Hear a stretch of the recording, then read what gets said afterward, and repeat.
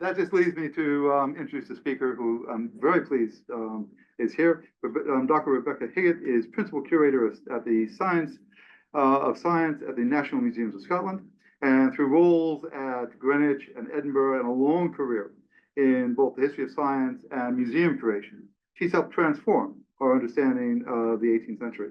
Personally, I think we share an unhealthy interest in Neville masculine and also a history in precision. So it's with great pleasure I want to introduce her, who's speaking this evening about the AHRC funded project Tools of Knowledge. I also want to apologize, just to announce that Alex Butterworth couldn't make it for personal reasons, but that Rebekah is covering the whole piece. She's speaking to the titles Metropolitan Science, Scientific Instrument Makers, and Institutional Sites of Knowledge and Practice in 18th Century London. Thank you very much, Tim. I will stand up and hope that the owl doesn't decapitate me. Let me know if I should sit down. No, you're fine. Thank you all for coming. Thank you very much for the invitation, and apologies that Alex isn't here. I'm actually going to be talking about two different projects that I've been involved in. So Tools of Knowledge, where Alex and I were both co-investigators, but also Metropolitan Science, which was a Leverhulme funded project that I was a principal investigator on. So slightly dangerously, I'm trying to talk about 2 3-year projects in 45 minutes. The danger is that I will go on for longer than that, although I'm sure I'll be stopped. The other danger is that I will be speaking very superficially about both of them, but I hope to be able to kind of say something about the connections between them and give you a flavour of both. Metropolitan Science, I brought the book along. That was a project that ran from get my date. It finished in 2020, so sort of mid-pandemic. The book appeared last year, and I have some flyers and a discount code in case anyone is interested in picking those up. Tools of Knowledge began in 2021, finished in 2023, but still ongoing in terms of some of the work that's to come out of that. These things always have a long tail. So what I'm talking about is not the whole of both projects, we're pleased to know, but I'll be talking about particularly the scientific instrument trade, which is the thing that connects them, and trying to focus in the 18th century, but it will be a long 18th century, as the seminar title says. Tools of Knowledge was a digital humanities project that brought digital tools to existing data about scientific instrument makers and their trade, which was something that I drew on for the first project. It would have been good to perhaps run them the other way around, but such is life. So I have some attempt at colour coding the slides, so I'm going to dodge between the two projects. The top map image there signifies Metropolitan Science context that I'm talking about, and the blue band is the Tools of Knowledge. But don't worry, you don't need to know. Tools of Knowledge essentially is the more digital side of it. Oops, wrong computer. This one. This, thank you, is the details of the Metropolitan Science project, which as you can see, was funded by the Leverhulme Trust, and also took place when I was at the University of Kent, and also in partnership with the Science Museum. And I'll come back to that. There's a very long 18th century fouille there that began in 1600. And I will say that both scientific instrument that I've already mentioned and Metropolitan Science, or science in general, are anachronistic terms for the period that we are writing about. We acknowledge that and nevertheless used it anyway. But I will say that Metropolitan Science for us meant, in the context of this project, broadly natural knowledge and artificial practice that was pursued in the context of the city of London, which was our focus, and particularly the collective context of institutions that existed in the city for other reasons than pursuing what we would now call science. So commercial, things to do with governance, trade, craft guilds, trading companies, state departments, and so on. And again, I'll introduce those later. You'll see from the subtitle as well of the project that we were focusing particularly on places, objects, and cultures. We were particularly interested in the internal and external geographies of the institutional sites, so the places that we were focused on. and then the cultures that developed within them and around them as a result of the things, the objects, but also the people and the activities that took place within them. So we had a broad range of sources, obviously. I'm working on this project, and that's just a smorgasbord to say that we were looking, of course, at archival sources, but also very much interested in visual, interested in maps and plans of places, and also thinking about physical objects, our Science Museum partnership, of course, but also physical objects as they appeared within print and manuscript media and imagery as well. This is the contents of the Metropolitan Science book. So you will see from chapters 3 onwards that it is organised around case studies based on institutional sites. Places that we were showing were hybrid and multi-purpose, despite having a defined sort of reason for their existence.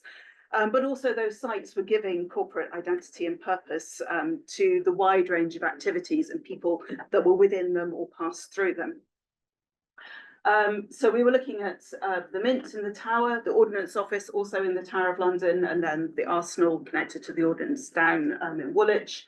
We're looking at examples of livery company halls and Trinity House as a maritime guild, and then also East India House. So you'll note that it's East India House, not the East India Company. We were particularly interested in thinking about the role of the headquarters in Leadenhall Street in London. Instrument makers feature variously in a number of these, and I'll be bringing that out through this talk. They also feature in the chapter 2, which is an attempt at a sort of a broad overview of the changing city in the period that we're looking at. And in particular, I was trying to get a sense of the kind of changing experience of materials and products and things that people saw around the city, which included, of course, scientific instruments, both in imagery, physically on the buildings, shop signs hanging off, makers' shops, and also in their shop windows and so on, but then also being used in the city and in our sites increasingly over the period. In that chapter, I also talk a bit about some of the guilds with which instrument makers were particularly associated, the clockmakers and the spectacle makers companies, which were founded early in the 17th century, which were entities that were corporations that represented people but didn't have fixed sites themselves. So I won't talk about that more now, but happy to come back to if people are interested in questions and discussion later. I should also note there were co-authors on this book, Jasmine Kilburn-Toppin, who particularly was focusing on the Mint case study in the livery company halls, joining the project with a background in craft guilds in the late 16th century and artisanal identities. And Noah Moxham was focusing on the East India Company, East India House case study as well, background in English literature and history of science. I mentioned the partnership with the Science Museum, which was something that's happening in parallel rather than, again, funding issues mean that you don't necessarily, as planned, do the research and then the gallery. Funding was not successful the first time around, so we were working in parallel with curators at the Science Museum as they developed this permanent gallery, which you can still go and visit at the Science Museum, that opened in 2019. And that was focusing at a slightly longer but similar period to us, and it was focused on London. And quite rarely for the Science Museum, it was not only telling a history, but also this geography of science. Science Museum is often thematic and quite placeless, up to date or quite timeless, perhaps sometimes with its content. But this really was a history of science and geography of science kind of led project, and also full of scientific instruments. Of course, they are the key part of collections for the period covered by this gallery, and necessarily something that we'll put in context. So the instrument trade, the makers of those instruments, as well as the users of them, featured very much in the story being told. One of the images there shows some trade cards of instruments. So it was part of talking about the trade, but it was trying to put a story of what we see as the development of science, the scientific revolution, the Royal Society, Newton and the rest, in this context of the growing commercial city of London, its development as an imperial centre, a place that lacked a university but nevertheless had lots of productive activity. So again, similar questions to what we in the project and the book were doing. And instrument makers were serving both these pragmatic and perhaps more philosophical contexts, as well as a growing public interest, where you get lectures, court interest, government interest, and so on. Jim Bennett was a key figure for both the project and the gallery. He had been previously director of the History of Science Museum in Oxford. He was curator emeritus at the time at the Science Museum, and he was a consultant for our project. So his research, his knowledge of instruments, the instrument trade, and what he called the mechanics philosophy, as well as mechanical philosophy, and the relationship between those two things. So thinking about mathematical practitioners and instrument makers and their relationship to what we'd see as the more elite world of natural philosophy is something he's very much has developed over his career. And just as a sort of little example of that, point to what he's written about this very famous image of restoration science of the early Royal Society, when it was founded in the 1660s, which has Charles II as the patron on the centre, the sort of the great hero of the society, Francis Bacon, on one side, and the first president, Lord Rumpler, on the other. But Jim's role in this book by Michael Hunter was to look at what's around the edges of that picture. So picking out all the instruments and equipment that you see there, and showing that they were not just sort of generic objects, but really current. They were absolutely things that were under discussion at the Royal Society at the time. These were real objects, of course, made by real people. So not just used and demonstrated at the Royal Society, but that were created often in the context of other sites. Looking at the mechanics, looking at the artisans of the makers, but also the working worlds around which those instruments were really developed often in the first place and produced. So our book takes the view from those alternative sets of sites, essentially looking away from the Royal Society and to elsewhere. So while we note that fellows of the Royal Society might have been visitors to our sites, or often integral members of those corporate communities, we note that the key involvement of clocks or angle measuring instruments, of guns, of scales, of metallurgy, all the things you see represented here, were an outcome of the problem and solution generating kind of working worlds they represented. I'm taking that term working worlds from a 20th century history of science by John Agar, but I find it's quite useful for thinking about the period that we're looking at, because it's these pragmatic contexts of navigation or gunnery or surveying or drug production or whatever it is that is creating the issues that are then people are looking for ways of solving them, or are finding ways of selling new products to help ease their way and so on. So we argue, or I'm arguing today, that those kinds of worlds and the scientific instrument trade that kind of moved in and out of those and between them mutually defined and shaped each other in the period we're looking at, and also left their imprint on the city more broadly. All of the work that I've drawn on in terms of understanding scientific instrument trade, and Bennett as well,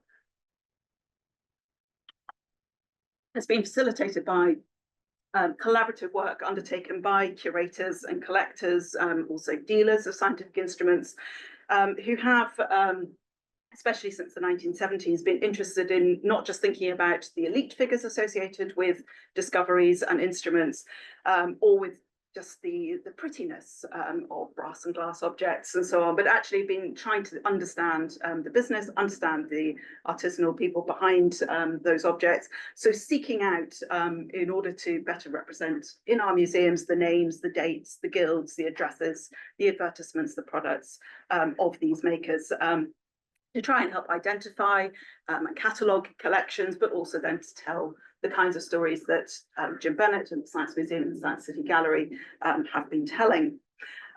Looking all the way back to the 1970s and 80s, and this is the root of what became the Tools of Knowledge project, is this project, Project Simon, which was a digital project. The idea was to find out information about the British scientific instrument industry, then from 1550 to 1850, but that's since been extended through to 1914, and to record on computer this archive of data.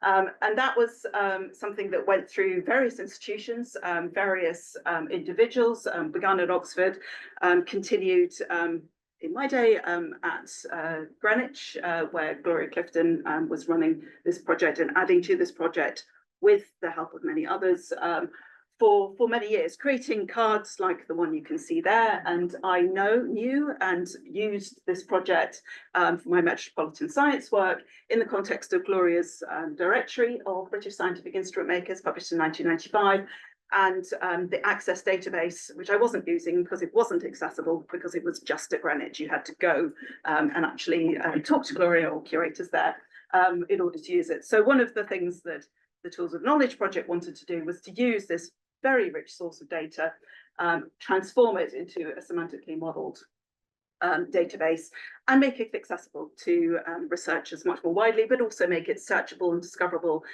in different kinds of ways. So briefly, Tools of Knowledge, the other project, which is an even longer 18th century, that begins in 1515, goes through to 1914, was a project based around that existing data set and the question of how to remodel and research with it. It was a collaboration between Sussex, NMS and the University of Cambridge. And there was a bunch of other work going on as well at the same time, including some metallurgical research, XRF analysis of instruments composition, so trying to work out what the brass was made of, what that can tell us about the networks of production and so on. But I will focus only on the database side of it. Very briefly, there was already this access database obviously was structured into different fields, but within those fields, the information was rich and various. So it required an awful lot of work to extract, normalize, model the information that was in there. So this is information about sources, names, positions, connections, but there were these fields just called miscellaneous, which were full of all sorts of things, obviously. So all of that, Alex particularly spent a huge amount of time pulling out, extracting to make it usable. And of course, the instrument makers and companies' names and also who they were. So all this information about, you've just got a name, but also we then find that they're selling to someone else and all the information there. So it was a long process involving an interim database that Duncan Hay set up for us, who's the research fellow in the project. Lots of CSV files, obviously, use of Open Refine that Sarah Middle and Alex were working on, and so on. The data model was developed between Alex, Duncan and Sarah, but the ontology behind that was framed by Sarah Middle. This is just a very small example of it. And all I'm trying to say here really is that the model we were aiming at was events-based. So this was connecting an event like apprenticeship or birth or production of an object or living in a particular location to the other entities that defined it, about its the date it happened, the people it happens to, that's where it happens, what kind of relationship that then means you're connecting to someone else or to another event, and so on. So it's that kind of model of all of this data that we were seeking to visualize and to store, and it exists in part, not quite yet the full data set, as SemSim, so semantically a modeled version of Simon on a platform called Arches. And here I'm representing a sort of a network view of one particular instrument maker. So from that, you can see information about his addresses, his guild, some of his relationships to apprentices, masters, partnerships, also information about objects produced by Richard Glynn, which was then brought into that. So that was added to the database, particularly from the collections at National Museum of Scotland and the Whipple Museum in Cambridge, which are partners. New data being augmented as well. You can also look at these data as reports as well, which is sort of a more straightforward series of the fields about any of those entities. But it is a complex model. There is lots of very diverse data. It can come back to talk about this, tricky to create and to use as well. There is also a different platform, Neo4j, into which this data is being uploaded, ingested, and I'll come back to that towards the end, hoping I have time. Coming back to London and tools of knowledge.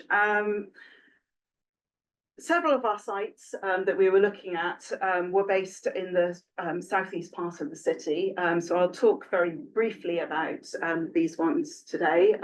Tower, the Trinity House, which is the one next to it, and East India House, which is the furthest north there. This was a location that had lots of other sites that were adjacent and useful and important to the people working in these sites and institutions there. The Port of London, of course, the ships coming up, stopping at Custom House, which is just below Trinity House. You've got the Navy office just above that. You've got Muscovy Company. There is a great deal around this area, which made it one that was not surprisingly of interest to people who could sell instruments, information about how to navigate, how to survey, and so on. So thinking about East India House just very briefly, to sort of explain one of those points, we argued that in terms of knowledge about ships and navigation, East India House was more of, not so much a sort of a centre of calculation. They were certainly very interested in bringing information back from East Indies and beyond into their central headquarters. But in terms of knowledge of navigation, they were more a centre of gravity. They attracted people, businesses towards them, rather than trying to kind of keep secret or within their own premises. They were setting rules about what masters or captains of ships needed to know and what they should record and bring back to them, but they weren't actually doing training themselves or offering them instruments. So you get businesses setting up around who are supplying what is not being supplied centrally. So here we have East India's companies' rulemaking and choices shaping the trade and some of the businesses around them. You get businesses that sold charts, navigational instruments, logbooks, teaching as well, being clustered on or near Leadenhall Street and Cornhill. And also particularly you get this appearance of things called navigational warehouses, like the one here. This is early 19th century, but it appeared from the end of the 18th century. First we found was run by David Steele from 1788, initially on Little Tower Hill, but then close to the Navy office, but then moved to Cornhill and much closer to the East India Company, and another one, Leadenhall Street, quickly afterwards being founded, that also had a nautical academy. So you can see there are instruments, there are books, there is teaching, all happening on one site. So this warehouse is a kind of one-stop shop. So as a type of business, it's essentially created by the East India Company nearby. Once I had access to the Simon data through the Tools of Knowledge project, I was able to check that we were right. And this is not something that was easily searchable through the directory. And you could map there much more easily the proximate businesses. Duncan did a huge amount of geolocation and spatial analysis for the Tools of Knowledge project. And something that you can slice by period to get a sense of change over time. Or here there's a visualization that sort of shows guild sort of representation in particular areas and so on. So there's different ways you can cut that. And this is all that geolocated information is in Arches, although not necessarily easy to visualize in this way. You need alternative kind of data science methods to get this kind of thing. But by more traditional methods, sorry, I keep trying to use the wrong computer here. I was able to identify an interesting cluster of makers and related trades in the 17th, 18th century in relation to the Ordnance and the Mint as institutions at the Tower of London. Obviously a very multi-purpose and industrious kind of site. At the period we were looking at, they were metals, explosives, metrology, and more, as well as, you know, a jewel house, prison, a menagerie, a palace, and so on. And we argue that they were very productive overlaps of materials and interests and personnel, resources, skills, and so on, that encompass the gunners, the blacksmiths, instrument makers, printers, on site or nearby. And there are some very direct overlaps. The blacksmiths working for the Ordnance also worked for the Mint. They were absolutely working across those two institutions. We also find that some of them were working with instrument makers or became instrument makers themselves. There were smiths who were gunners. There were instrument makers who were also gunners. So there is this kind of interesting mixture of skills and overlapping that works within the context of the instrument trade. And it was this standard yard that I saw in the Science Museum stores that sort of set me off on this chase. It was made by John Reynolds, sealed at the Tower of London in 1659.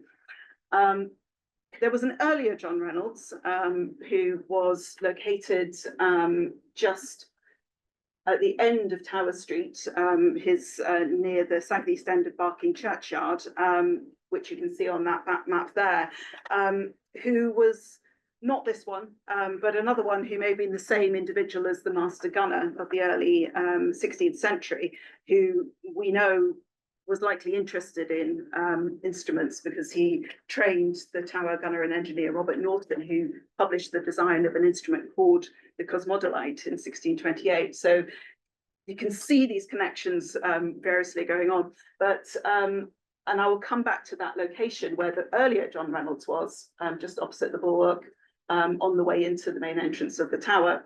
But also this John Reynolds of the Mint, rather than Ordnance, was actually the son of an Ordnance man. So again, we see the sort of familial site-based relationships, and lived in the tower, and certainly had many interests that crossed over. He features in this book, Tactometria from 1640, which talks about what he was doing in metrology, mathematical work, instruments that he was sharing with the author John Wybard. And also Wybard refers to the instrument maker Christopher Flower, who was dwelling in the bulwark near the Tower of London, making the instruments that they were talking about. And getting that clue from here of the bulwark, of the flowers and so on, I was able to use both Clifton's directory and things like early English books online to find others, and noting that the bulwark clearly was a place for these kinds of businesses. There was, for example, Robert Boydell selling mathematical texts and others who had a shop there. We find Henry Bond, who taught navigation there in the bulwark. He was also teaching surveying, other mathematics, and his books were sold there by someone else, the widow Sale, it says on one of his books, and he discussed a brass scale that was made by another Flower, Thomas Flower, at the Dial in the bulwark. Another example of another individual called Flower, who was making instruments at the bulwark, a W Flower, William Flower this time, and here in the context of a book by a gunner. So that location of the bulwark, which is on the, sorry, I don't think my pointer works. Does it?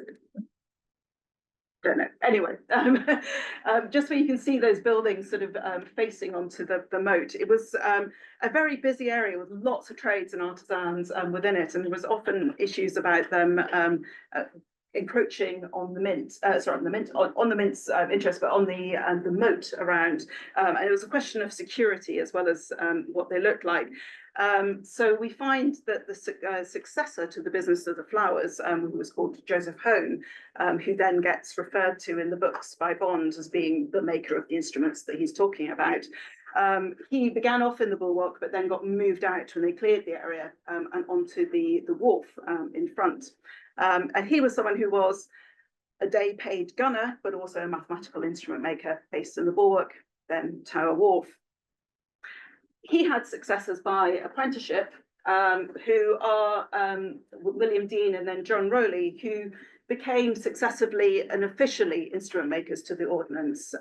So you get at that point this kind of institutionalization and regularization of the supply of instruments into the 18th century, sort of telling us the extent to which they've now become very typical and officially supplied equipment for gunners and surveyors at the ordnance in the 18th century. And Dean and Rowley were able to create careers that not only supplied these kinds of instruments, but also what we would call philosophical instruments. The things like Rowley is associated with the creation of the orrery, that depiction of the solar system. So they are starting to be able to offer a very diverse business to clientele of different kinds, and moved away from the bulwark, the Tower Wharf, and then down towards Fleet Street and Strand, and more fashionable shopping kind of area. So that was me piecing together a story of kind of succession based around the kind of instruments they were supplying to a particular institution. And there's a question of would be interesting to consider whether our data can help us pick out new examples or point our way to other places to explore. This was some data science and visualization work that was done by Rebekah during the project, who was paid to, first was doing a master's project using our data, but then paid to do some work on the project. And she was interested in the question of, how do we map the going concern, a question of succession by family or by apprenticeship, or by just being in the same location. And I think that's the one that's being visualized here, is you get one business, one street number on a street over many years, sometimes associated with a particular business, she was exploring that in different ways. I just wanted to throw in also this space syntax work that Sam Griffiths and Yi-Chang Sun did on the data that we had based on the Bartlett, which was using the methodology of space syntax, mapping our data points here for Manchester, an existing map of the city that was created for a project on political meeting spaces. But here it's using the streets and their sort of visibility and connectivity as a way of understanding how a city develops, and trying to see if different kinds of makers or workshops versus shops where you're selling rather than making appear in different parts of the city. Their suggestion is that space syntax is telling us that the form of cities has largely evolved in order to allow non-spatial networks, something like a knowledge network, like instrument makers, to emerge within the city. So interesting thing to perhaps work on and develop further, and then see how it relates to the other kind of work we're doing. So while several of our case studies emphasised the location of institutional sites as a draw for the businesses of scientific instrument makers, the one on the Guild of the Maritime Guild Trinity House has partly another story, which is the institution itself moving from Deptford, where Trinity House was founded, that maritime parish. It moved in the 17th century into that part of London that I was indicating earlier, because they were placing themselves in a useful part of the city in terms of people, the passing traffic. They were on Water Lane, and I've highlighted in yellow that they were just on the bend, and you can see the gates of Old Trinity House on Water Lane. And that was a thoroughfare that was very busy in terms of people walking down from Tower Street to Custom House and back up. And of course, next to the Tower, very close to the Navy office, it was a very useful place for them to be. But it was also a place that they had to have people travel to them for various things that they were regularizing, including examinations of pilots or masters of ships. and also ballast that they had a monopoly on selling to individuals, dues that they collected for lighthouses, all of those kind of things. People needed to come to them. But people also came to them because they were looking for opportunities for patronage, for preferment. This is an image from the early 19th century in the Admiralty, at the Admiralty's waiting room, no misnomer, as the caricature says. There were a lot of people looking for preferment, as it says, who would come and wait and hope to get called. And there is something of that at Trinity House as well. And some of them are the same people, because they were dealing with the Navy. They were also, both of them, very much dealing with people who were trying to offer projects or new products to them. And we certainly see that Trinity House surveyors and cartographers. You've got Grenville Collins, who was an expert surveyor. Trinity House also saw itself as a place for expert surveyors of the Thames and the Wash, but Grenville Collins perhaps more expert than they, but they made sure to kind of bring him onto the team. He became a younger brother of Trinity House. But you get mathematicians like John Colson, who ran a academy, who was also one of their mathematical examiners. So they again sort of needed to co-opt in individuals who had skills that they didn't necessarily have, such as doing the very mathematical examinations that certified individuals to be schoolmasters on naval ships from the early 18th century. All the boys who went through the Royal Mathematical School as a sort of preamble to practical navigational training. That was a bit beyond the masters and captains of Trinity House in the late 17th and early 18th century. So they got these mathematical examiners like Colson on board instead. And then instrument makers, Rowe and Graham are both examples of people whose instruments were offered to Trinity House for consideration or trial to see if they were practical. They were also in communication with the Royal Society or the Admiralty, or Newton personally, or whatever it was. And Newton deferred. He's like, well, I think, it might work in practice, but Trinity House, they're the real experts to tell you if it works. It really at sea. So yeah, all of those sort of people. And thinking about dynamics like that might be rather hard to represent in a database form. It's a whole lot of extra data that would make the database perhaps hard to work with. But our database does have institutional sites within it. So here we have Trinity House and Ordnance, and people who were officially appointed to them, which obviously doesn't by any means bring out every interaction, but is a useful place to start working and thinking about commonalities, networks, connections between those individuals. And with our events-based model, in theory, you could add other kinds of people or another event, like a visit to or an examination at, rather than the appointment. But then, as I say, there is that issue of the amount of information and the complexity of the model and how you store and visualize that successfully.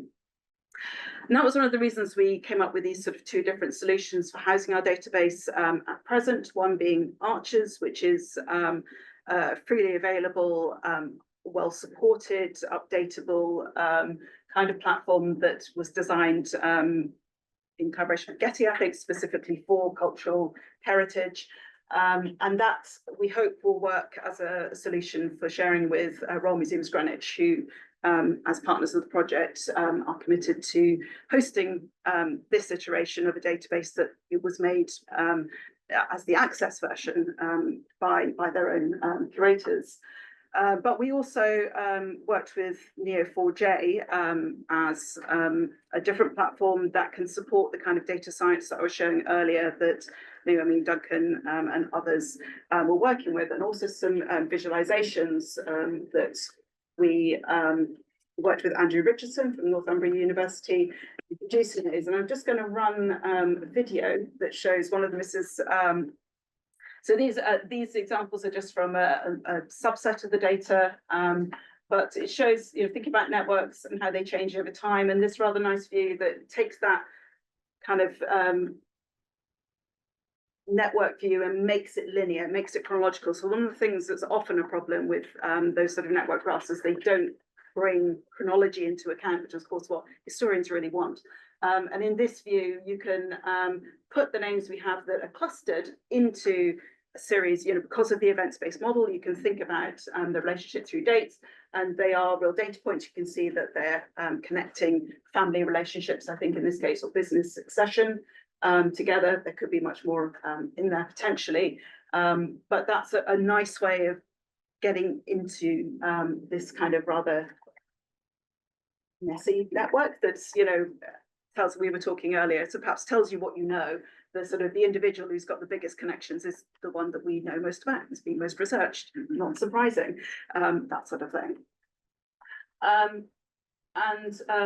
Alex and Andrew were also working very much on kind of alluvial flows as a way of representing our data, where you can bring different elements like a particular town, a guild, type of product, and a type of advertisement in together, and then try and work out the patterns and sort of which individuals connect all of those things, or where you get the bulk of your data. And again, this is adjustable by date.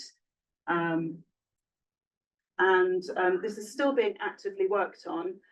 This is just a screenshot showing a later iteration of Andrew's work, where you can see that these are successive. You can add more and more lines to the alluvial flow, or reorder them to see them differently, bring out different individuals, and then also view it as one of those networks, or as that kind of linear network that I was showing, the chronological one, as I was showing you before. So just very briefly, I'll just throw some conclusions at you from all of that. Sorry, it's been quite a smorgasbord of ideas and concepts and things, but hopefully made some sort of a sense. So just to reiterate, the existing data before the Tools of Knowledge project on scientific instrument trade, created by Gloria Clifton and colleagues, was an important source of us in trying to understand this concept that we were exploring of metropolitan science. We suggest that the kind of corporate sites that we look at, the guilds, the government departments, these other institutions, were foundational for and a focal point for activity of many of those scientific instrument makers, who were something that the Royal Society and others could draw on, but would not have been there, would not have existed without that kind of commercial activity taking place. Corporations, including guilds, which are sometimes have been seen as being kind of inimical to novelty, certainly did adopt and adapt to the kinds of novelties of the instrument trade, and indeed mathematical practice more broadly, that was developing in the 17th and 18th century. We argue through the book that institutional sites were hybrid and multi-purpose spaces, and that they generated and shared, as well as using those new kinds of knowledge, period. I suggest also, and this is something very much up for discussion, ongoing, that mapping and visualizing data about the scientific instrument trade can help represent certainly the sort of story that we've told, something therefore, we could share. I'm now a museum curator. This may be one route for me to try and share some of these more esoteric stories with members of the public. But also the hope is that they might reveal new stories, other locales, other networks, perhaps in London, but perhaps also beyond. The provincial instrument trade has been much less systematically researched than the London one has been, and we hope there is more to discover. Thank you.